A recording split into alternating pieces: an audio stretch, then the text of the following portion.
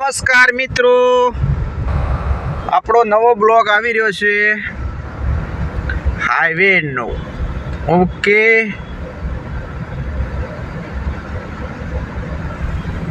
જો નજારો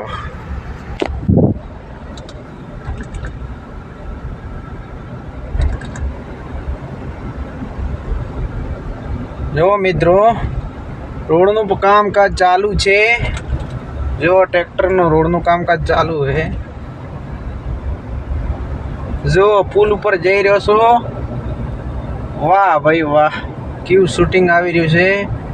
સામે મસ્જિદ દેખાય છે. જો મિત્રો, આ પાણીનું ટાંકું છે.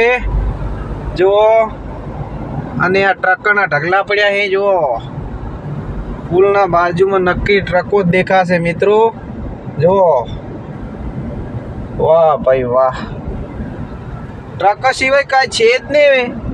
કંડલા પોર્ટ છે ભાઈ, આ કંડલા ગાંધીધામ મિત્રો. આ રોડ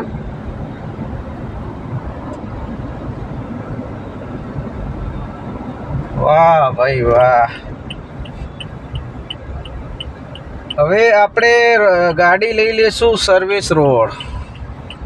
ઓકે, હવે અહીંયાથી આપણે સર્વિસ રોડ લઈએ. હાઈવેથી સર્વિસ રોડ હવે લઈ લેશું. ભાઈ છકડાવાળા કે જલ્દી આખો નાનો છકડો છે.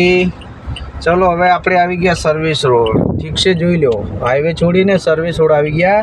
હવે અહીંયા આવશે મસ્જિદ. જો હવે મસ્જિદ આવવાની તૈયારી છે. હું તમને મસ્જિદનો ગેટ બતાવું મિત્રો.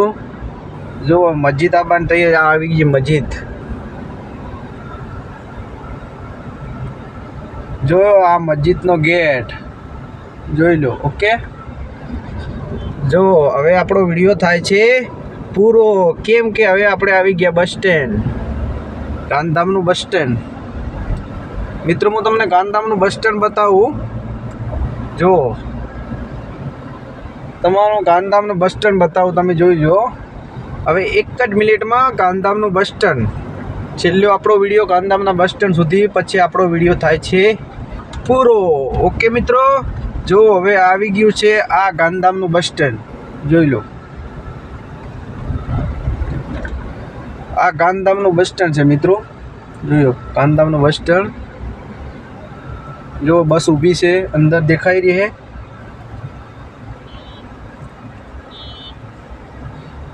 ઓકે, આપણો વિડીયો પૂરો.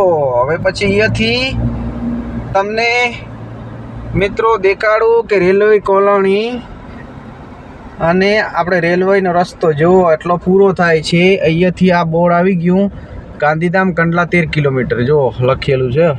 જોયું, હવે પૂરું થાય છે આ રેલવે કોલોની. ઓકે, આપણો વિડીયો થાય છે પૂરો.